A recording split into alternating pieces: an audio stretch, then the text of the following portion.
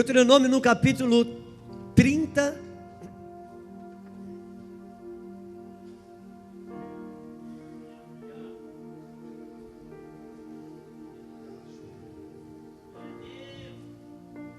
Capítulo 30 de Deuteronômio, no versículo 15, versículo 14, vai dizer assim: porque esta palavra está muito perto de ti, está na tua boca, está no teu coração para a fazeres. Vês aqui hoje, te tenho proposto a vida e o bem, a morte e o mal.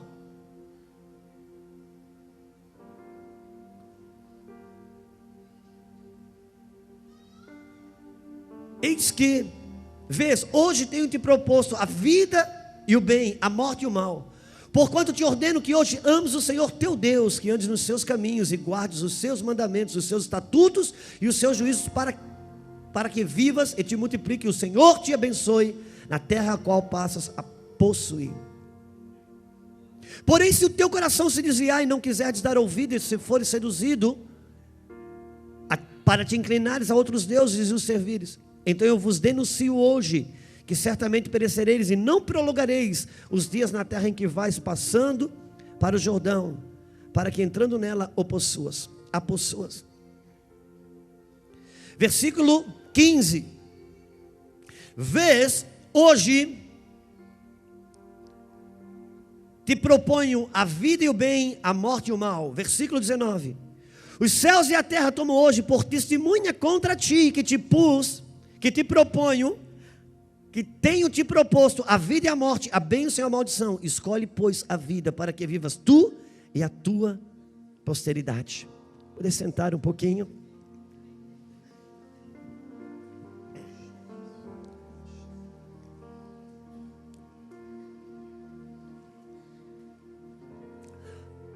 Esta palavra que aqui está, ela tem, de certa forma, como objetivo desmistificar um pouco algumas coisas no campo da fé.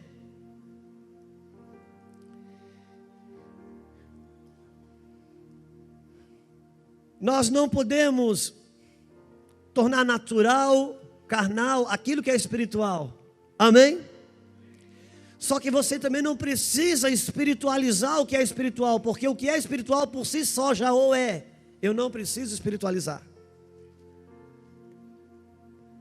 E nesses dias, aqui no contexto que lemos, o povo de Deus saiu do Egito através dos braços usados por Deus, os braços de Moisés ou o cajado. E quando o povo passa o Mar Vermelho, e Deus começa a estabelecer o povo, então aquele povo agora precisava de uma constituinte para viver. Eles eram escravos, não tinham leis, não tinham regras. Eles viviam debaixo dos chicotes dos soldados de Faraó, e ponto final. Mas agora Deus disse: antes não erais povo, mas agora sois povo.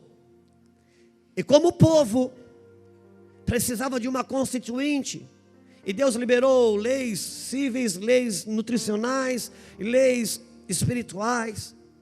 E Deus levou Moisés no monte, 40 dias, 40 noites, e Moisés trouxe as palavras da lei, e Moisés leu todas as palavras da lei, leu toda a Torá. E quando Moisés termina de ler a Torá, versículo 15 diz: vês que hoje eu ponho diante de ti a vida e a morte, a bênção e a maldição. Céus e terras ponho hoje por testemunha contra ti, que te propus a vida e a morte, a bênção e a maldição. Aí Deus fala bem baixinho no ouvido do seu povo: mas escolhe a vida, para que vivas tu e a tua posteridade. Irmãos, desde o jardim do Éden, por incrível que pareça, desde o jardim do Éden, a vida do homem não é definida ou decidida por Deus. A vida do homem é definida e decidida pelas suas escolhas.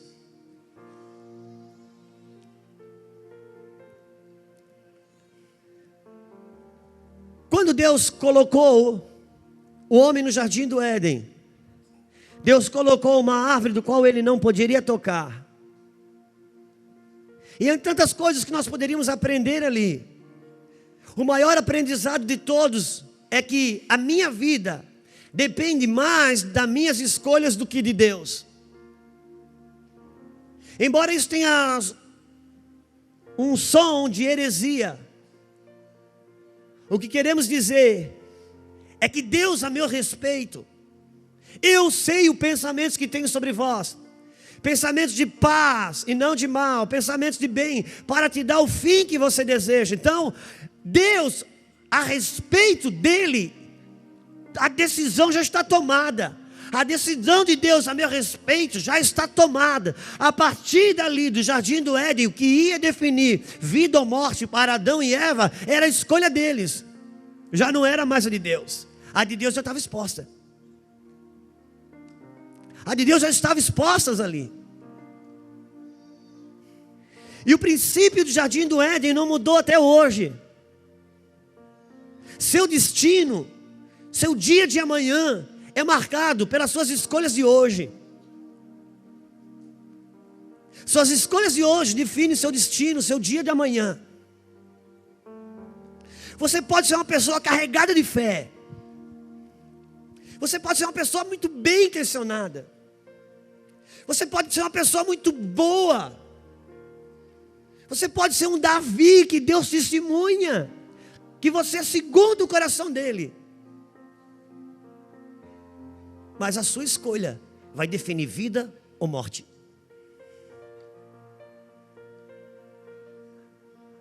Quando a gente ouve Deus dizer que Davi é um homem segundo o seu coração, a gente imagina, não, Davi não vai fazer uma coisa dessa.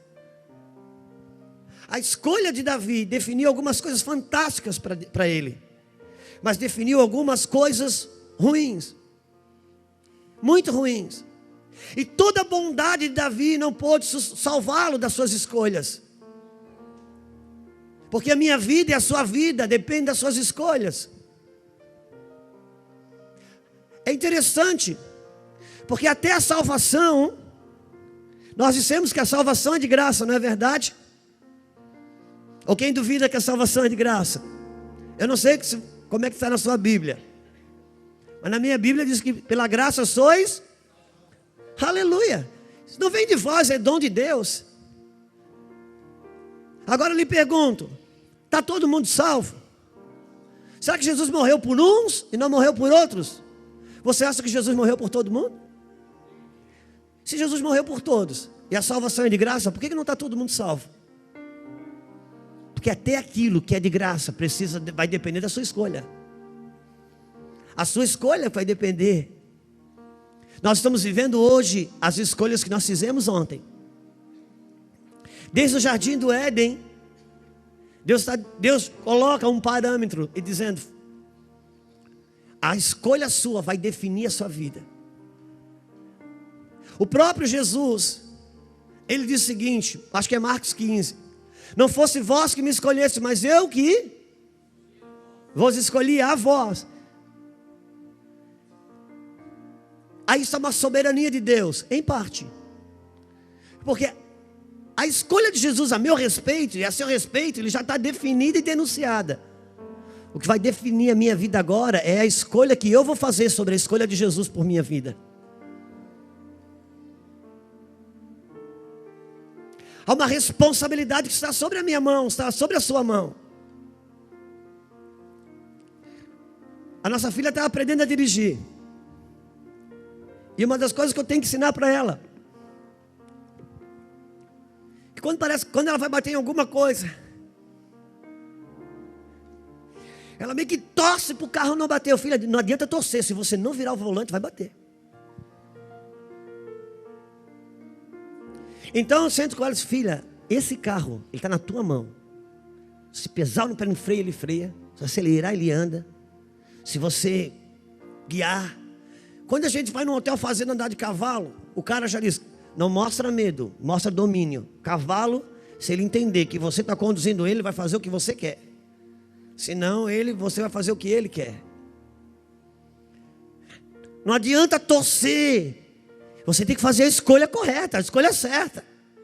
Não adianta torcer para o carro não bater. Freia e desvia. Freia e desvia.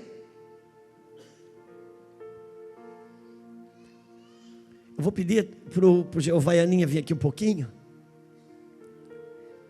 Já que vocês têm que sair bastante na foto agora, que você inventou essa história de ir embora. Tem gente, irmão, que inventa história de ir embora. Não sei esse negócio. O Cristiano, que é sempre meu amigão, vem cá, Cris. Fica assim de um frente para o outro. Versículo 19 diz assim: vês, hoje eu ponho por testemunha contra ti a terra e o céu, que te propus a vida e a morte, a bênção e a maldição, mas escolhe a vida. Deus estava dizendo: hoje eu ponho por testemunha contra ti. Esse contra não é ao contrário, mas é de frente, é de frente. A terra, vira para ele assim as duas mãos, e o céu. Deus está dizendo: Cris, eu já falei a seu respeito com o céu, e eu já falei a seu respeito com a terra, porque você foi feito da terra e foi soprado pelo céu. Você tem algo da terra e tem algo do céu. Sua vida está conectada com terra e com céu. E eu já falei com o céu e já falei com a terra a seu respeito. Eles estão sabendo a seu respeito. Agora hoje eles sabem que eu te propus a vida e a morte, a bênção e a maldição. Cada vez que você fizer uma escolha para a vida, cada vez que você fizer uma escolha de bênção, a terra está olhando, ela é testemunha, e ela vai liberar recursos terrenos para você, oportunidades, situações favoráveis, e o céu vai liberar graça, unção, favor, frescor do Espírito, autoridade no seu interior, cura, libertação. Portanto, meu filho, se você quer que o céu e a terra trabalhem para você, escolha a vida, escolha o bem. Tem coisas para você que já não dependem mais das suas orações, mas daquilo que você escolhe, para que o céu e a terra liberem sobre você. Obrigado, queridos. É isso que Deus está falando. Tem coisas, irmão, que já não depende mais do quanto que você ora, mas do que você escolhe. Faz uma escolha de casamento errado e passa uma vida toda orando, gemendo.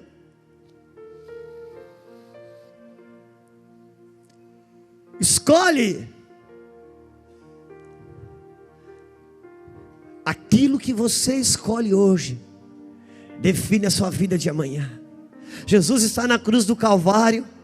Ele olha para um ladrão do lado e ele diz assim: cara, você é um cara bacana, eu gostei, sabia que você é um bandido, tem estilo, acho que você eu vou levar para o paraíso. Ele olha para o outro bandido e diz: cara, não, até eu brinquei com isso ontem, eu não gostei da sua tatuagem não, isso não vai para o céu, você não vai para o céu, você vai para o inferno. Não foi bem assim? Não está na Bíblia assim? Não, Jesus estava morrendo pelos dois. O que definiu que um subiu e outro desceu? A escolha. A escolha deles. Um povo, irmãos, uma pessoa, quando faz escolhas erradas, ela vai, dentro dessa escolha errada, começar um processo de fazer escolhas certas. E na Bíblia tem um livro que fala de escolhas, que é uma vida definida por escolhas. E eu gostaria que você abrisse um pouquinho comigo, que está em Ruth, livro de Ruth.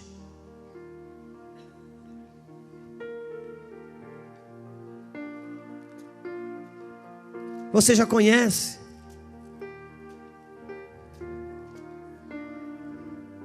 Como diz aquela moça lá do avião, você já sabe, mas não custa lembrar. Não pode fumar no banheiro, não pode ligar o celular, coisas assim. Você já sabe, conhece a história de Ruth. Mas eu gostaria que pudéssemos ler um pouquinho dela.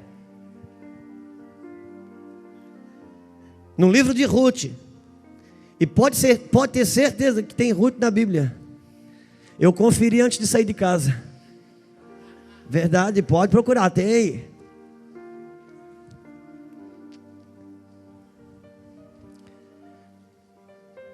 Não seja muito humilde não pergunta para o irmão do lado, pergunta para o índice, ele te ajuda e ninguém sabe que você não sabia.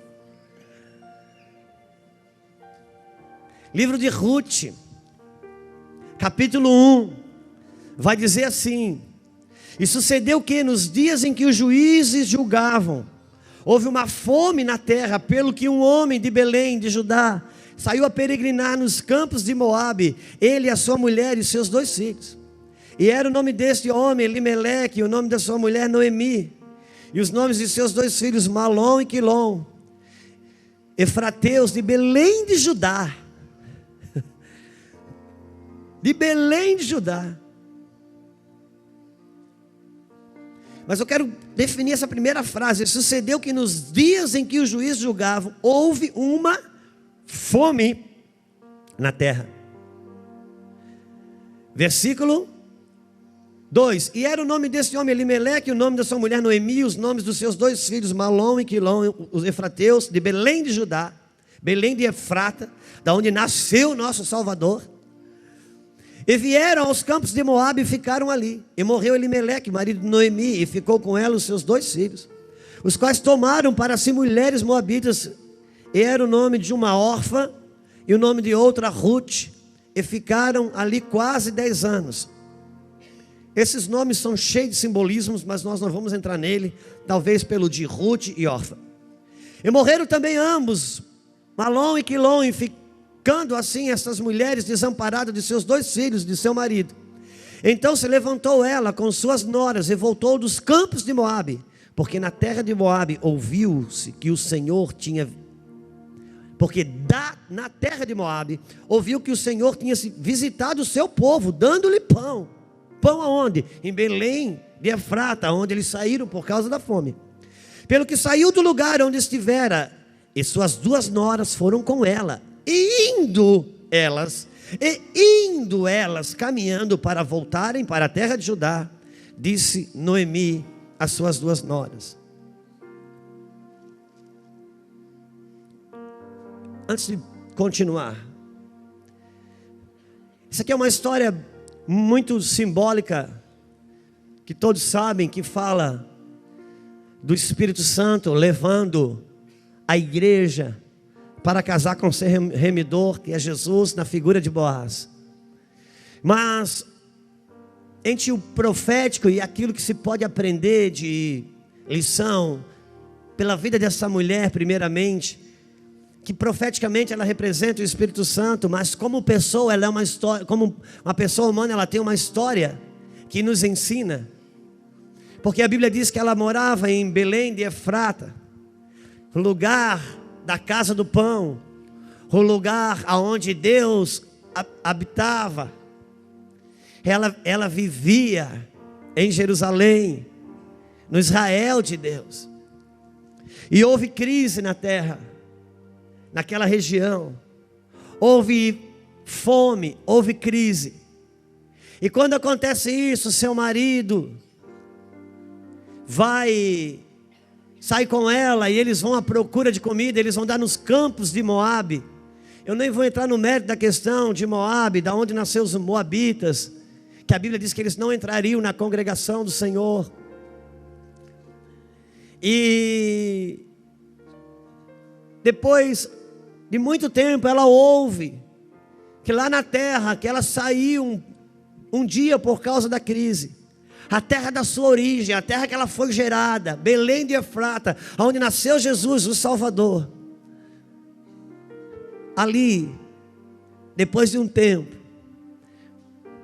morreu seu marido, seus 2 filhos, tinham uma esposa cada uma, morreu os filhos, sobrou ela e aquelas 2 moabitas, e ela cai em si,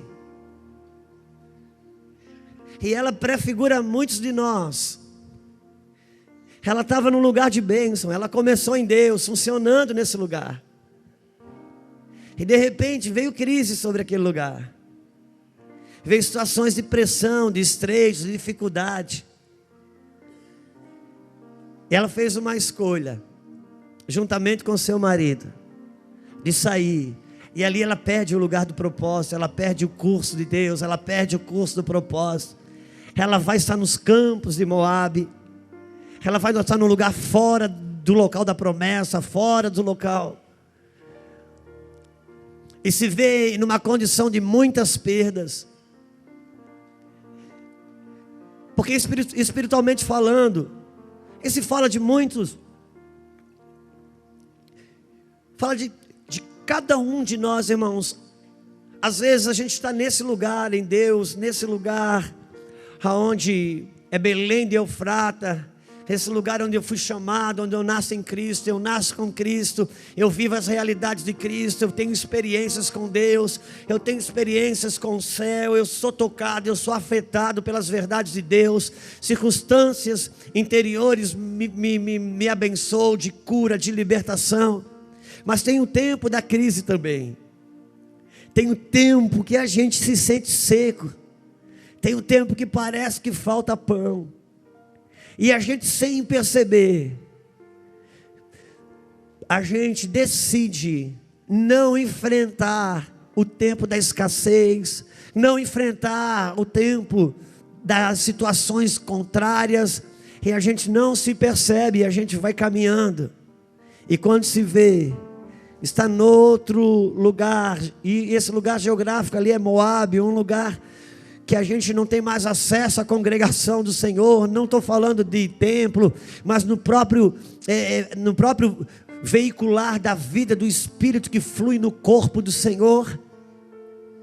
E chega uma hora, depois de perdas significativas, aquela mulher cai em si, e ela sabe, ela tem notícia, que Deus, que nunca abandona a sua terra, nunca abandona o seu lugar, o pão volta, a bênção volta sobre aquele lugar. Foi um processo de escassez, de restrições, onde Deus estava trazendo crescimento e buscava aumentar a autoridade daquele lugar, e de repente agora ela começa a precisar fazer um caminho de volta,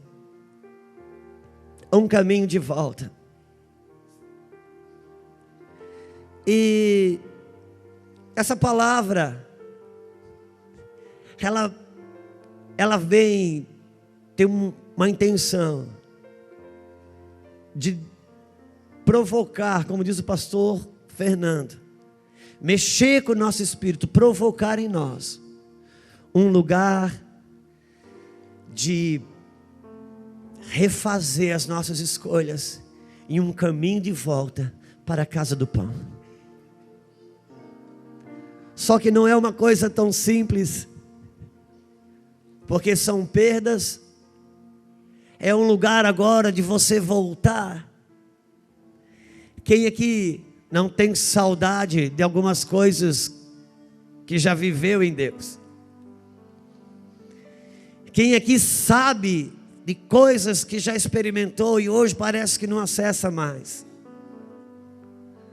Quantos de nós, irmãos, em alguns momentos nos movemos mais por aquilo que sabemos do que por aquilo que temos? Tem alguém aí que diga um amém, só para mim não me achar sozinho?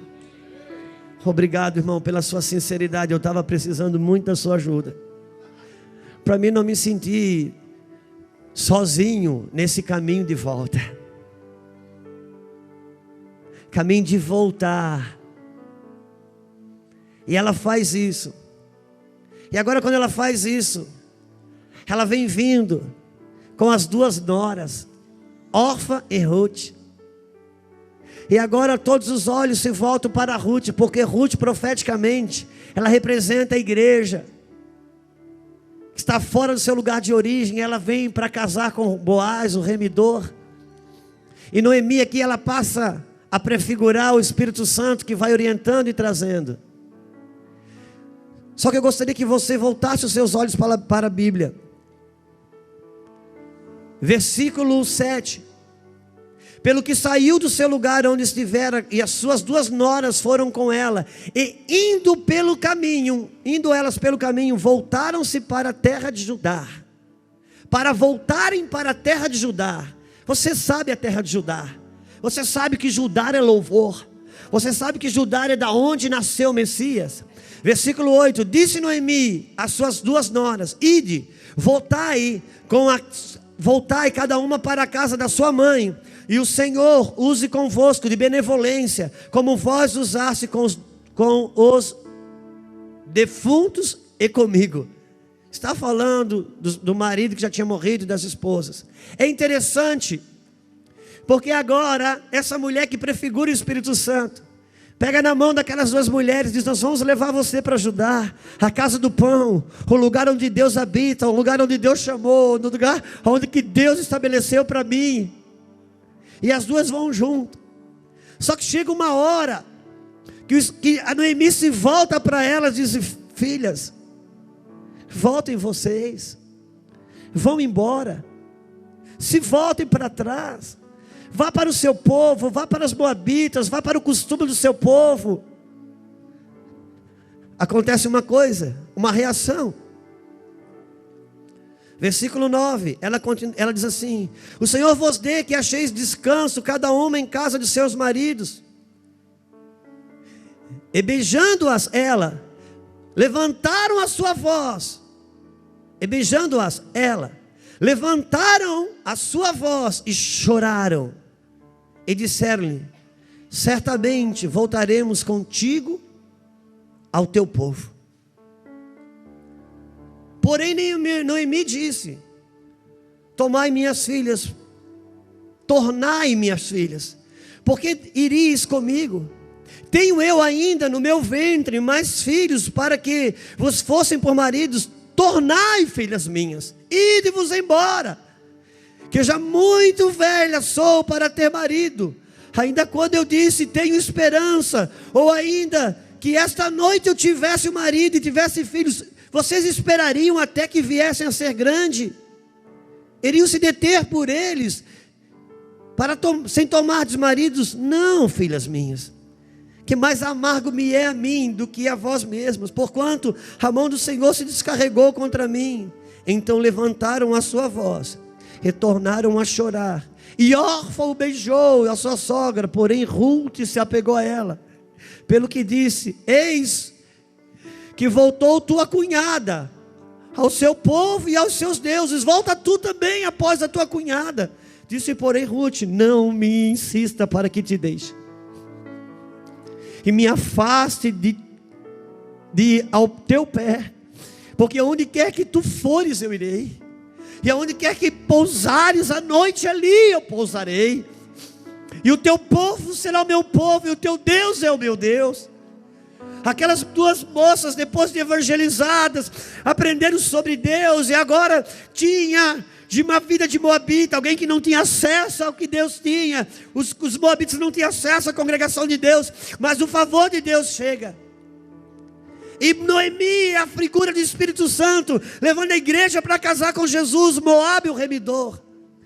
E dentro desse acompanhamento, quando eu lia pelo Espírito, eu fiquei muito indeciso, porque chega uma hora que Noemi, na metade do caminho, Noemi se volta e diz: voltem minhas filhas, voltem para trás, vai para o seu povo, eu já estou velha, daqui para frente não tem nada que eu possa apoiar-me humanamente, daqui para frente não tem nenhuma segurança de apoio, eu já estou velha, não tenho respaldo. Se eu me casasse e tivesse hoje um filho, vocês iam esperar para esse ficar grande e vocês casar. Não tem. Até aqui nós estávamos perto de Moabe, um aperto, uma situação contrária, teria recursos para vocês se resolverem. Daqui para frente não tem nenhum apoio humano, não tem apoio natural, é fé pura por aquilo que Deus tem. Tudo que eu tenho é uma palavra de voltar para um lugar que eu nunca deveria ter saído.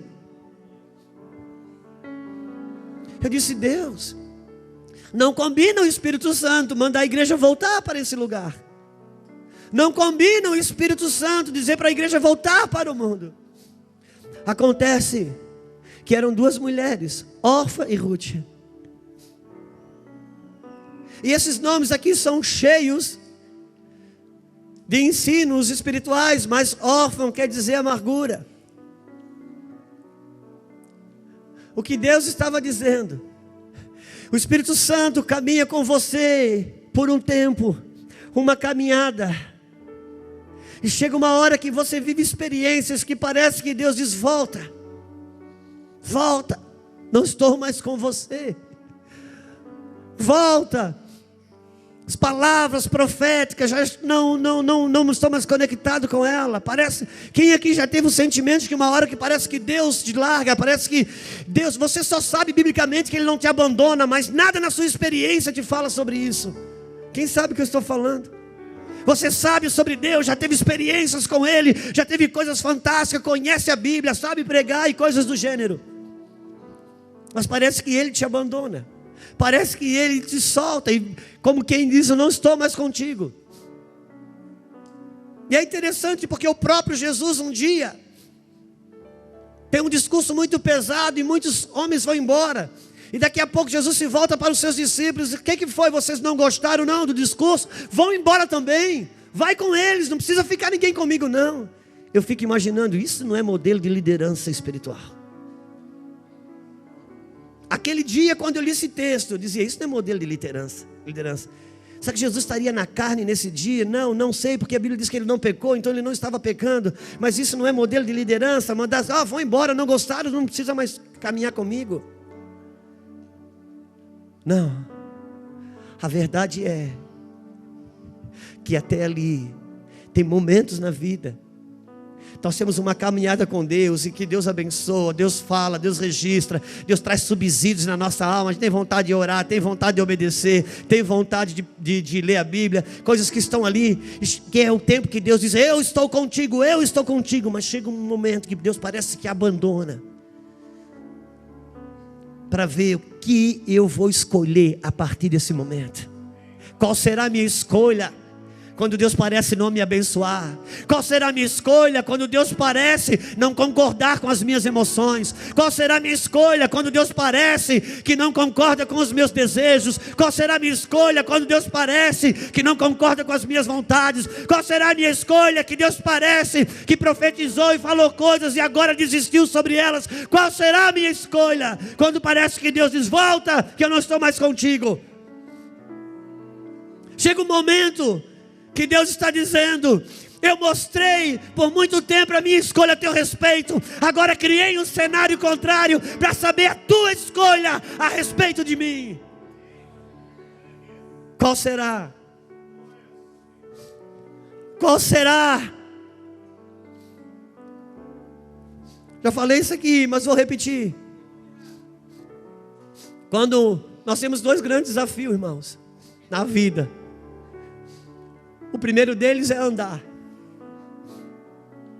E hoje, esse segundo desafio hoje não é comum na vida das crianças de hoje, mas na minha época era. O segundo grande desafio era andar de bicicleta. E o desafio de andar é uma coisa interessante, porque Deus, o pai, põe o nenenzinho encostado na parede, e ele diz assim: vem papai, vem. E o bebê fica ressabiado, ele quer ir, e ele fica meio ressabiado, e vem papai, mas porque é o papai. Uma hora ele descola da parede e ele vem, ele dá uns 2 passinhos, dá uma paradinha, equilibra, dá mais 2 passinhos, e quando parece que o papai vai abraçar ele, o que o papai faz?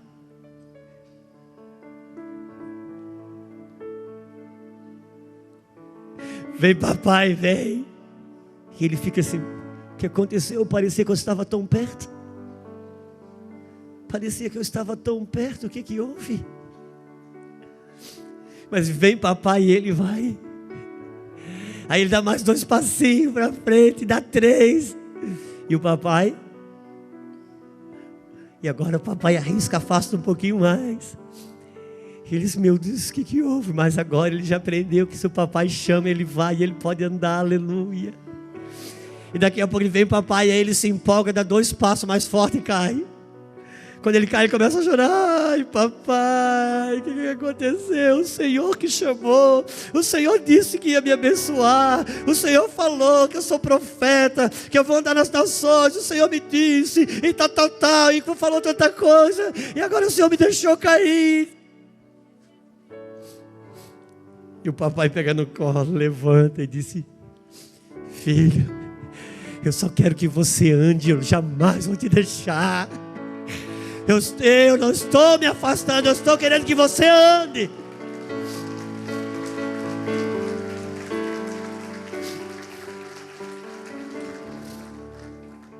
Mas se a criança chora muito, não quiser mais andar, sabe o que vai acontecer?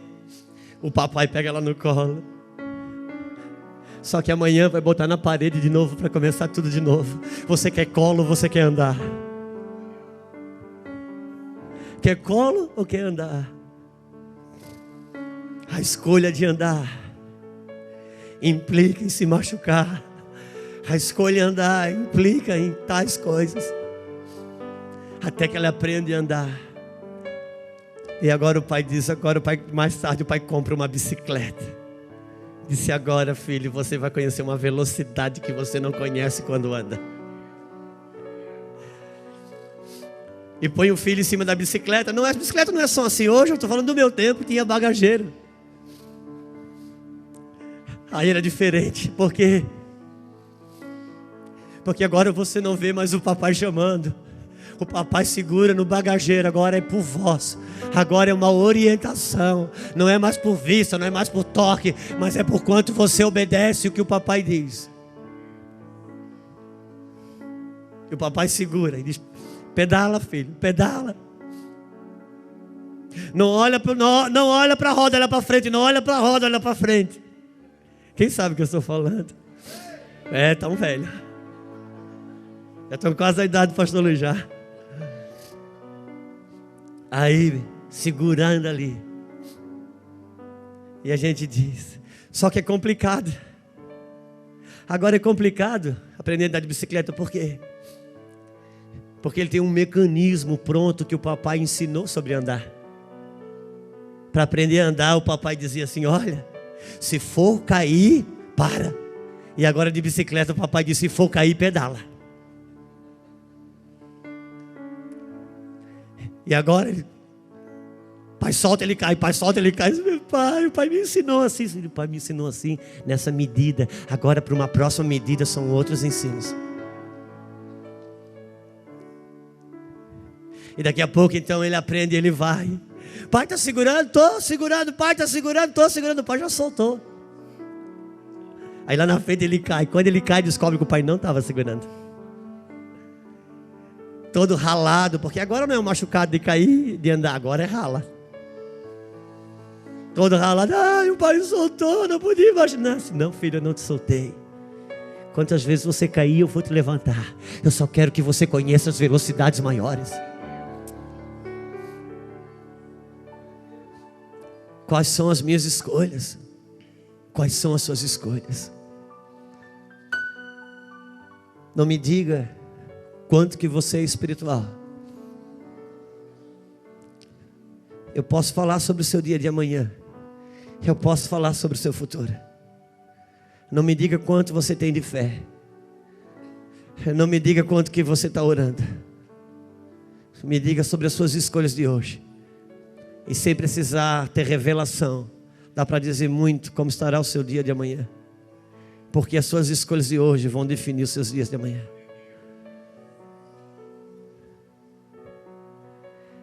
Essa mulher, acontece uma coisa naquele dia. A Bíblia diz para as duas: voltem. Porque tem hora que Deus parece que solta a gente para ver as nossas escolhas. Sabe o que acontece quando elas duas ouvem aquilo? A Bíblia diz que as duas choram muito. As duas choram. Deixa eu achar uma mulher aqui. Choram aos pés de Noemi. Beijo Noemi, as duas. Só que sai dali, elas não têm a mesma escolha. Você pode acabar um culto, irmão. Vim aqui chorar por causa da palavra. E isso mostra um bom início.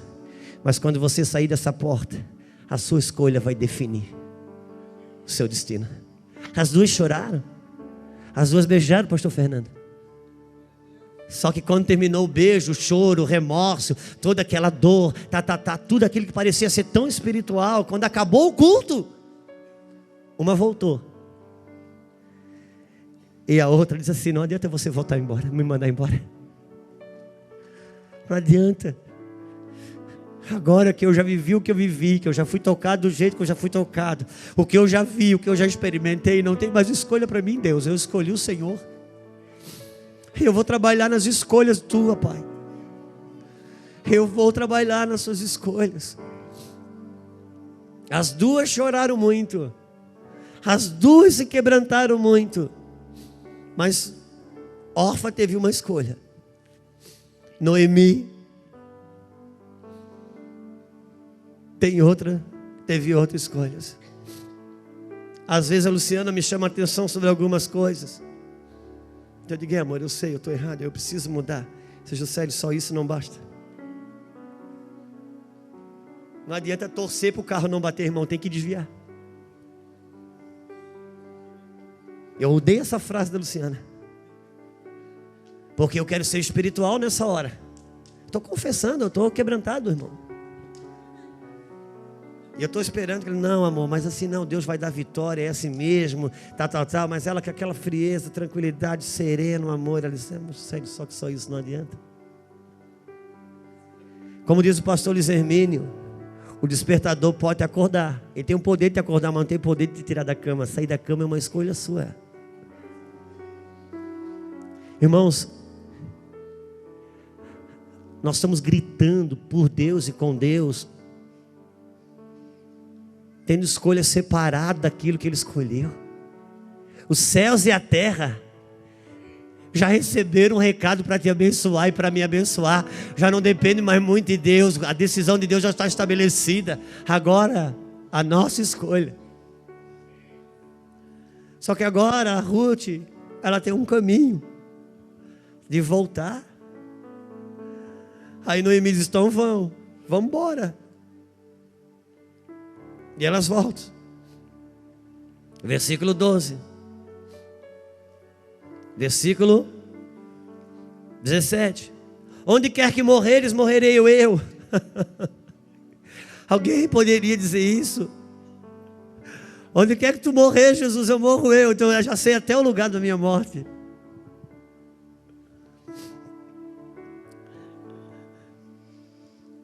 Ali serei sepultada, faça-me assim o Senhor e outro tanto, se outra coisa que não seja a morte me separar de ti. Vendo ela, pois, que todo estava resolvido para ir com ela, deixou de falar isso. Assim, pois, foram ambas até que chegaram a Belém. E sucedeu que, entrando elas em Belém, toda a cidade se comoveu por causa delas e dizia: não é esta Noemi? Porém ela lhes dizia: não me chames Noemi, chames Mara, porque grande amargura me tem dado o Todo-Poderoso.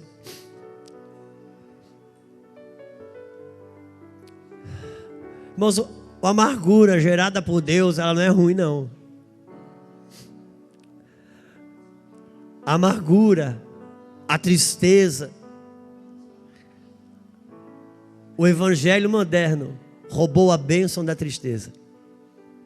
O evangelho moderno roubou a bênção da dor.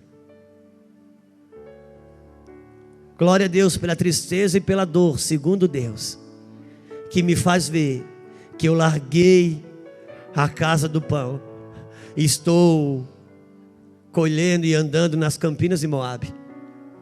Versículo 20, versículo 21. Cheia parti, porém vazio o Senhor me fez tornar. Porque pois me chamareis Noemi, pois o Senhor testifica contra mim, o Todo-Poderoso me tem afligido. Assim Noemi voltou com ela e Ruth, a moabita, sua nora, que voltava dos campos de Moabe, e chegaram a Belém no princípio da cega da cevada. E tinha Noemi um parente de seu marido, um homem valente e poderoso, da geração de Elimeleque. E era o seu nome Boaz. E Ruth, a moabita, disse a Noemi: deixa-me ir ao campo, e apanharei as espigas atrás daqueles cujos olhos eu achar graça. E ela lhe disse: vai, minha filha. Pois foi, chegou e apanhava espigas no campo após os segadores, e caiu-lhe sorte a uma parte no campo de Boaz, que era da geração de Elimeleque. E eis que Boaz veio de Belém e disse aos segadores: o Senhor seja convosco. E disseram-lhe eles: o Senhor te abençoe. Depois disse Boaz ao seu moço, que estava posto sobre os segadores: de quem é esta moça? E respondeu o moço, que estava posto sobre os segadores, e disse: esta moça é a moça moabita, que voltou com Noemi dos campos de Moabe. E disse-me ela: deixai-me colher espigas, e ajuntá-las entre as gavelas após os segadores. Assim ela veio, e desde pela manhã está aqui até agora, a não ser por um pouco que esteve sentada em casa.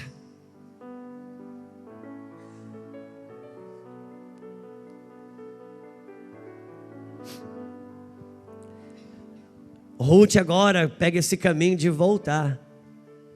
Sabe o que acontece, irmãos?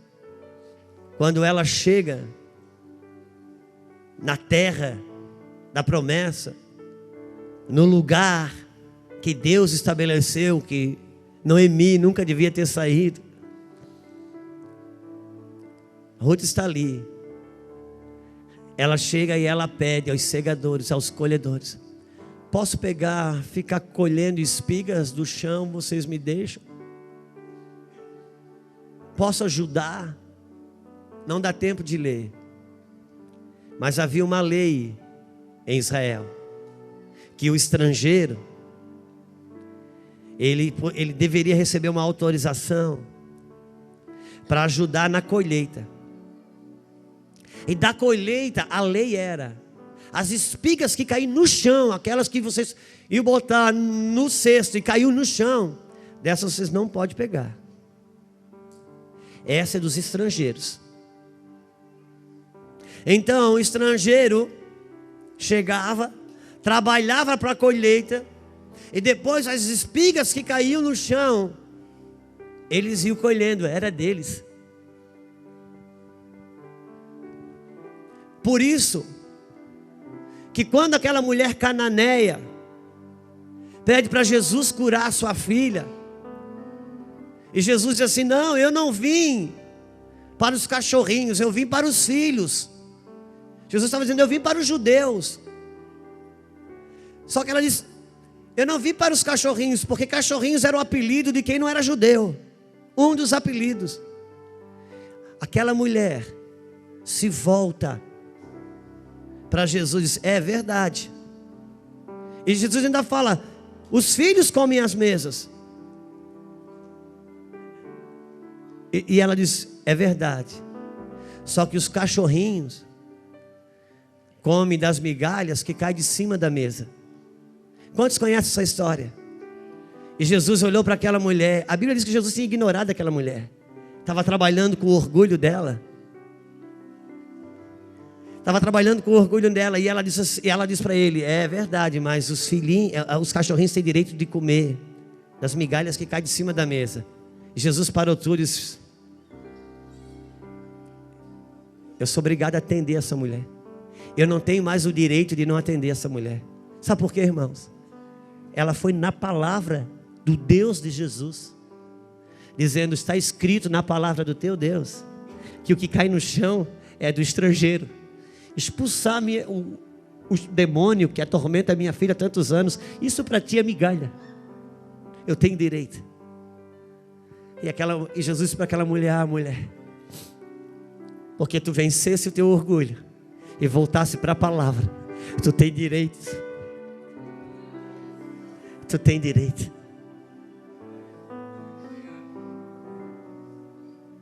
Aquela mulher foi se ajoelhando, Ruth, pegar espigas. Irmão, deixa eu te falar uma coisa.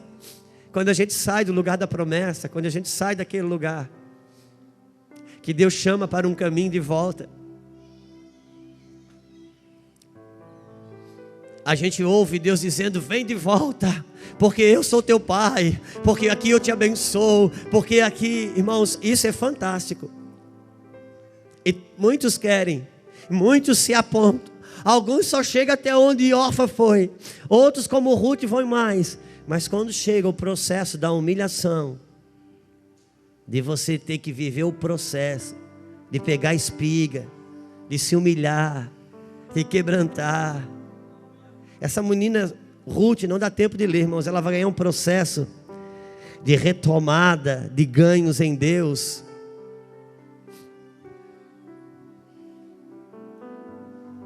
Às vezes, todos nós, ouvindo uma palavra de Deus, a gente diz: eu preciso voltar. A gente até se chora, a gente até se quebranta e gera remorso. Mas o processo de viver, começando pelas migalhas, viver a perda, viver o quebrantamento, é um processo. O caminho de volta é um processo. Com uma cara assim, bem assim mesmo, assim, se você puder olhar para a pessoa do lado, o caminho de volta é um processo.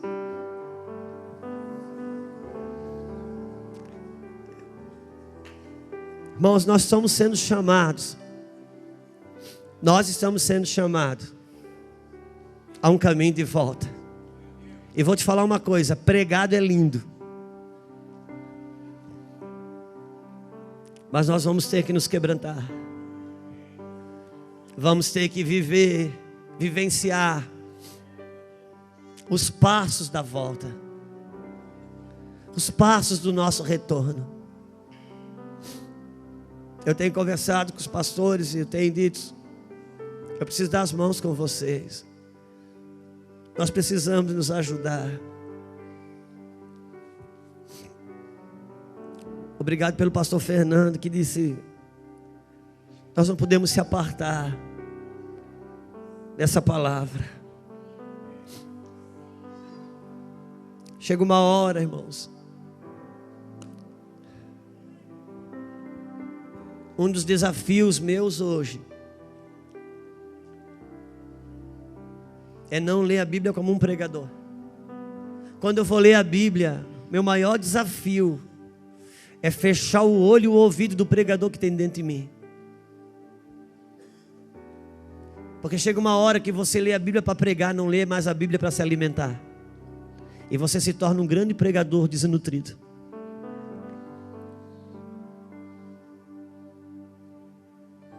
Você tem versículo bíblico para ajudar todo mundo,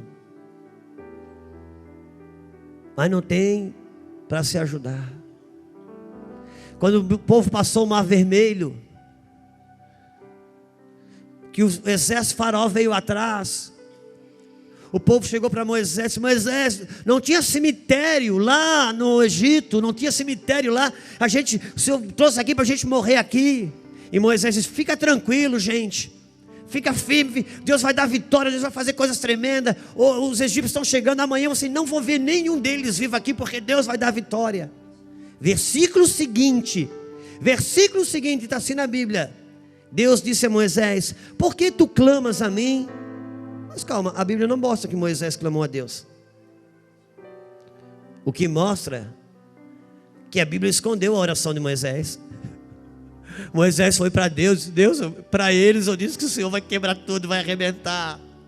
Agora o Senhor faça alguma coisa, por favor. Moisés tinha uma palavra para o povo, mas não tinha para ele. Um dia, Jesus entra no barco de Pedro, na beiradinha assim da praia, do mar. Entra ali e começa a pregar para a multidão. Pedro senta no lado do barco, dentro do barco, naquele lugarzinho, Jesus pregando. Naquele dia Jesus curou enfermo. Naquele dia Jesus restaurou casamento. Jesus despediu a multidão, saiu todo mundo abençoado. Só tinha uma pessoa que não foi abençoado. Só uma pessoa que se sentia frustrada ali. Quem era? Pedro. Pescou a noite toda, não pegou nada. Jesus usou o barco dele para abençoar todo mundo. E quando vai todo mundo embora abençoado, está ele ali. Continua sem peixe, noite toda sem pegar nada. Você já teve a sensação de ver Jesus usar o seu barco para abençoar os outros, mas você mesmo não se sente abençoado?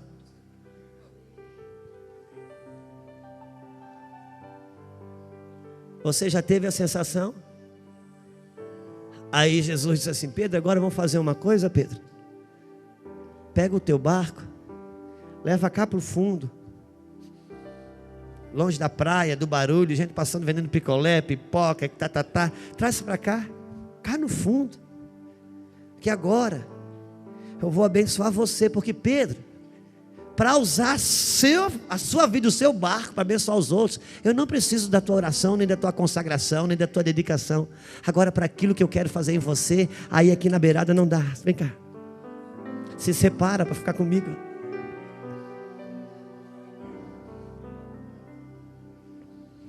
Se separa para ficar comigo.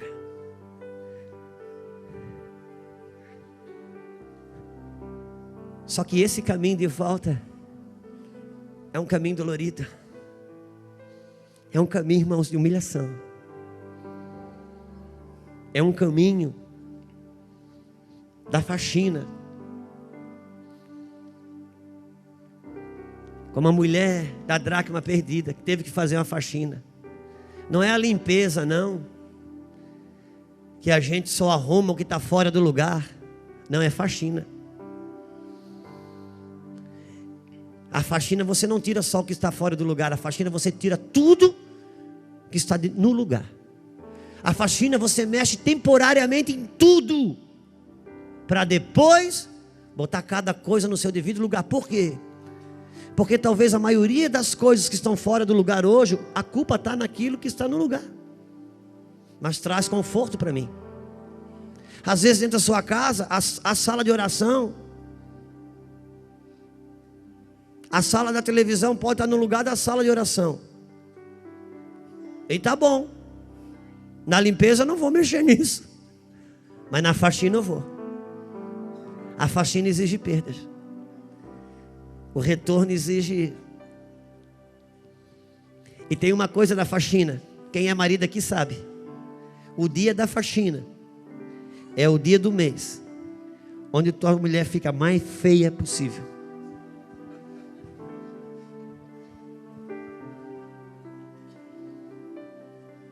Aí a mulher diz assim: não tem ninguém para comer aqui, não tem ninguém, porque eu estou fazendo faxina, está tudo fora do lugar, que nada, porque ela está feia.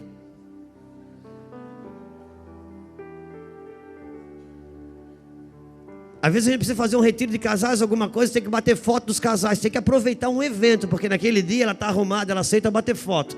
Mulher só aceita bater foto quando está bonita. Tem até uns truques, faz assim para ficar fino, faz assim para não sei o quê.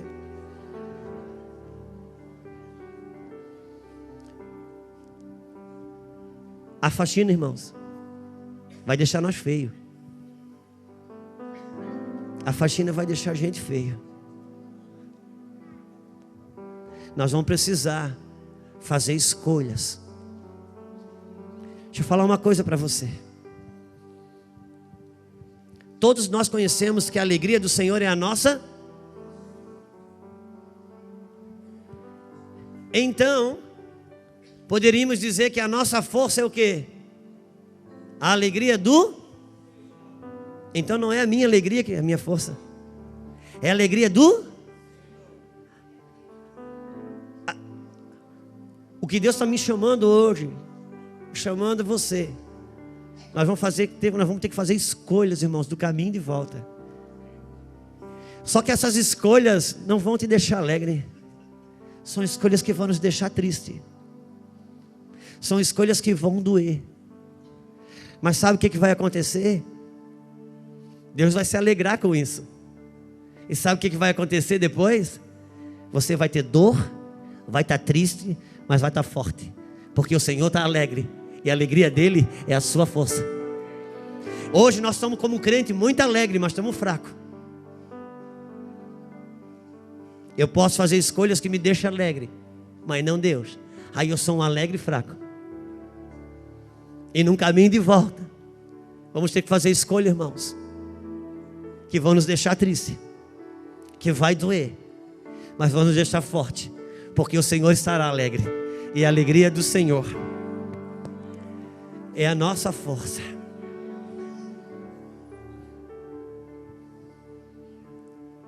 Eu não gosto de ficar dizendo, fala isso para o teu irmão do teu lado, mas tem hora que parece que precisa. Não fala nada, só olha e diz assim: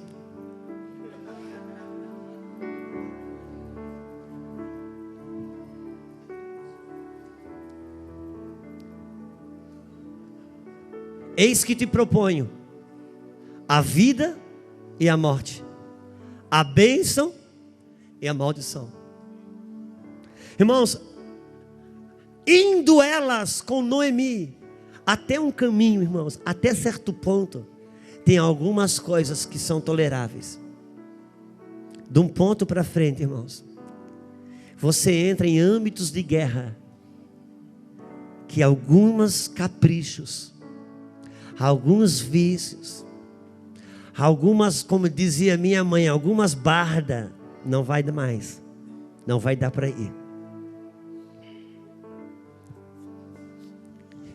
Nós estamos numa cidade praiana. Quando eu era garoto, ia para a praia, escondido da minha mãe. E a gente, garoto, a ideia que a gente tinha que a onda era de 3 metros. Hoje eu olho ali, meu Deus, as ondas agora de cabeçudas são baixinhas. Não, eu é que era criança, pequena. E nós chegávamos num momento terrível, que é a hora da quebradura da onda. Porque ou você avançava e não dava pé, ou você voltava de vez e não tinha graça. Sabe por que muitos de nós estão sofrendo? Porque não tem graça. Porque nós não queremos atravessar a quebradura da onda para ficar sem dar pé. Perdeu o controle. Irmão, se nós não fizermos algumas escolhas hoje, as escolhas falarão por nós amanhã. Em Deus, a maioria das escolhas que Deus te exige, elas vão dizer assim, ó: te priva um pouco hoje, perde um pouco hoje e tenha ganhos duradouros. As escolhas da carne dizem assim: não, você não precisa estar passando por isso hoje, sofrer isso hoje, não. Só que não adianta, toda escolha vai trazer privação. Toda escolha vai trazer privação. A gente que é pastor de casamento, filho não casa, filha não casa, filha não faça. Não, pastor, mas Deus me mostrou, Deus falou. É interessante quando Deus fala para casar e depois fala para separar, é fantástico. Deus falou, Deus disse: não faça isso. Não, Deus falou, Deus faz. Não quis ter aquela perda, não quis ter aquela renúncia, não quis ter aquela privação. Só que depois, casada, com um casamento ruim, se priva uma vida inteira e tem que renunciar uma vida inteira. Um monte de coisa. Não quer abrir os olhos antes de casar, depois vai ter que fechar para muita coisa depois de estar casado. Escolhas, irmãos. Nossas escolhas definem os nossos destinos. O diabo, a carne, ele diz: não te priva. Deixa eu falar uma coisa para você. Daniel chegou na Babilônia. Deixa eu horário. Vou acabar, irmãos. Daniel chegou na Babilônia. E ele, Nabucodonosor, que era um homem politicamente inteligente, ele olhou e viu que tinha uns moços de Israel, judeus, que eram cultos, intelectuais, eram bonitos, jovens, fortes. Ele contratou um homem e disse: pega esses moços aí, traz eles para comer aqui na mesa, os manjares da mesa do rei da Babilônia e os vinhos da mesa do rei da Babilônia. E Daniel chamou aquele homem que estava selecionaram no meio daqueles jovens, Daniel e os seus 3 discípulos. Aí Daniel disse: amigão, você pode dar uma força. Fala, Daniel. Não tem como eu não comer dos manjares da mesa do rei da Babilônia, nem beber do vinho da mesa do rei da Babilônia. Eu queria só comer verdura e tomar água. Aquele homem disse: não, faz isso, vai dar problema. Por quê? Porque quando Nabucodonosor passar para dar uma supervisão aí, vai ver que vocês estão mais fracos, franzinos. Eu vou perguntar por quê, aí vai dar problema para mim. Daniel disse: mas vamos fazer um negócio nós dois? Cara, deixa 10 dias só, porque por 10 dias Nabucodonosor não passa aqui. Só para você fazer um teste. Tá bom, Daniel, você é um cara legal, vamos fazer então. A Bíblia diz que depois de 10 dias, Daniel e seus discípulos eram os mais bonitos e os mais fortes, os mais formosos. E eles passaram a comer verdura e tomar água, e não comeram da mesa da Babilônia. Sabe o que acontecia, irmãos? Depois de um tempo, sabe o que acontecia? Cada vez que vinha um aumento para aquele jovem, vinha para todo mundo. Cada vez que vinha um imposto para aqueles jovens, vinha para todo mundo. A vida de Daniel e a vida daqueles 3 jovens não tem nenhum benefício. Cada vez que tinha uma janta, aquele jovem olhava tudo, os manjares da Babilônia, o vinho, olhava para Daniel, comendo verdura e água. Cara. Daniel comendo verdura, água, os três discípulos, o diabo ali dizendo: está vendo? Vocês escolhem se separar, se consagrar. Eles não escolhem nada disso, e o mesmo bem que vem para vocês vem para eles, o mesmo mal que vem para vocês vem para eles. Que adianta todo esse cuidado? Irmão, não mudou nada para Daniel e nem para eles, até vir a cova dos leões, até vir a fornalha. Você vive uma vida desleixada, irmão, não muda nada para quem vive e para quem não vive, até vir a fornalha, até vir a cova dos leões. Aí a sua escolha vai definir como é que vai ficar no outro dia.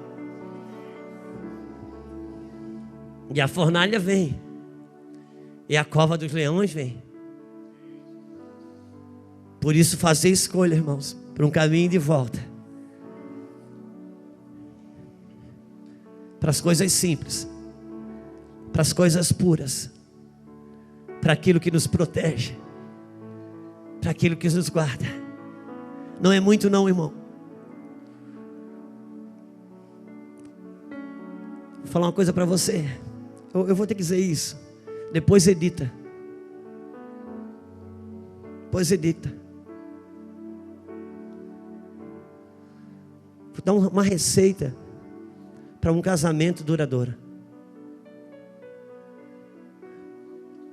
30 minutos por dia de uma conversa. Vou diminuir isso. 20 minutos por dia de uma conversa, só vocês dois, sentado, conversando sobre vocês dois, em um beijo de língua por dia, você não se separa. Você falou que tem que orar, jejuar. Tem, certamente tem. Mas o que nos faz perder não são as grandes coisas. O que nos tira dos propósitos é quando a fome e a escassez, a gente vai para as campinas de Moabe. Mas uma hora Deus diz assim, Deus te aflige, Deus te põe amargura, Ele diz: volta, tem um caminho de volta. Cara, mas é um processo. Leia Ruth em casa. Ela vai ganhando um favor, depois outro favor, depois outro favor, até que ela ganha um lugar em Deus, de que a prioridade dela era deitar aos pés do remidor. Meu irmão, aos pés do remidor. E vou te falar, glória a Deus pelos eufemismos da Bíblia. Glória a Deus pelos eufemismos da Bíblia, para a gente não escandalizar. Mas se você quiser saber o que é pés na Bíblia, muitas vezes leia Cântico dos Cânticos, aquela pouca vergonha que está lá, e você vai saber que quando Ruth deitou aos pés de Boaz, não foi aos pés que ele deitou. Já lavei meus pés, como posso voltar a ter intimidade? Você acha que foi os pés que ela lavou? Como diria alguém na televisão, me ajuda aí.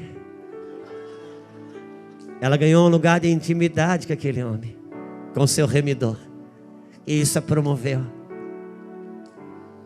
Então não é só uma moabita ganhando o favor de Deus, é alguém que voltou passo a passo.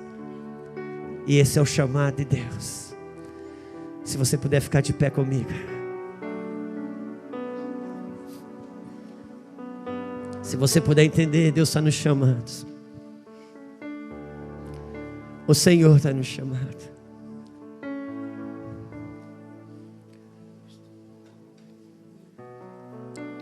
Como pregador pregado dessa noite, eu gostaria de me unir a você em oração. E como quem profeticamente faz uma escolha de volta, Eu não quero que isso seja rotineiro, mas se você puder, como quem se desloca profeticamente, se você puder, quiser chegar aqui na frente, fica livre. Eu vou dizer, não, vai embora, o culto já acabou, se você quiser vai para casa, eu vou fazer igual o Noemi. Vocês, não, eu preciso ir na frente, me jogar no chão. Não me peça para ir embora agora, pastor, depois que você pregou, não me insiste para voltar, eu vou ir. Como pregador pregado dessa noite, eu quero me jogar com você. Voltar para as coisas simples de Deus. Voltar para o frescor do Espírito. Eu não quero andar no movimento de Moabe. E vamos viver o processo da volta. Um processo de humilhação. Um processo de começar juntando espigas. Lá atrás a gente não tinha problema de juntar espigas. Mas depois de um tempo, a gente parece que tem dificuldade. Oh Espírito Santo, Espírito de Deus, por isso eu voltei, Pai. Por isso eu voltei, Pai.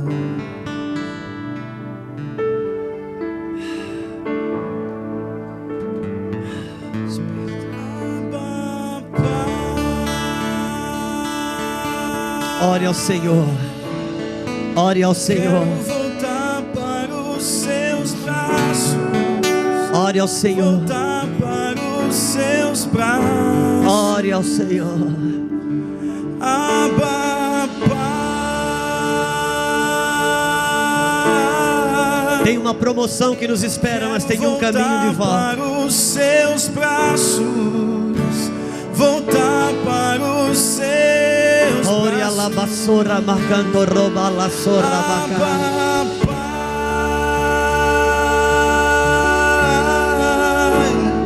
Escolhas. Voltar para os seus braços. Escolhas que definem destinos. Para os seus braços. Ora la basura bacando robe a la sorra. Espírito Santo. Santo tempo que esperei pra te encontrar.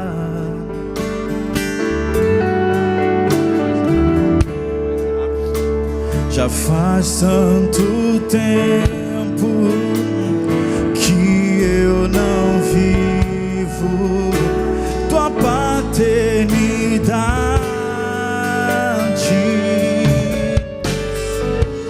Joguei tuas pérolas ao chão, não dei valor ao que dizias de mim.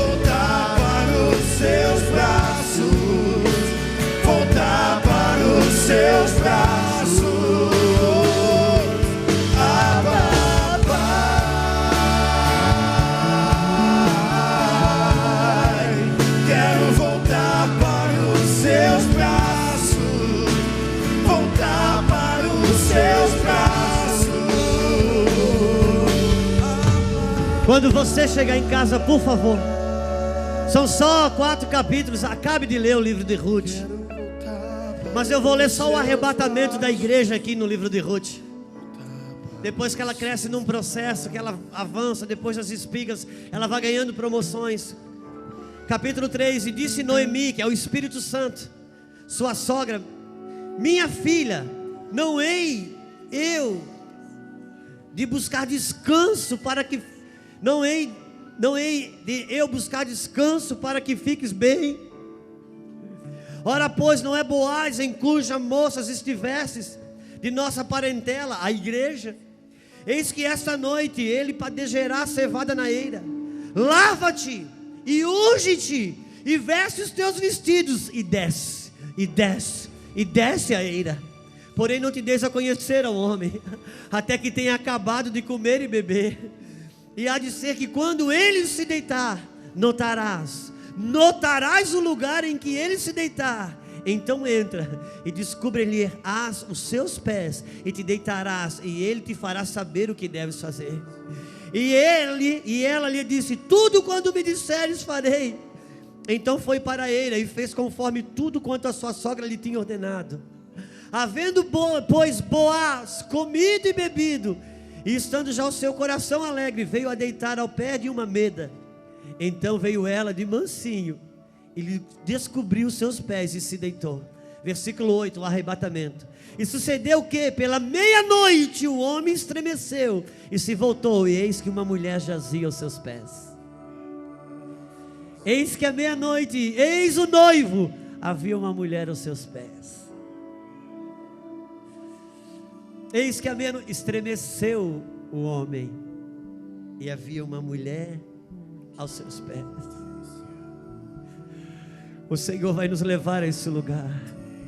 Essa noite, não é nem a noite, não me senti muito no direito de orar por você, mas de receber oração junto com você.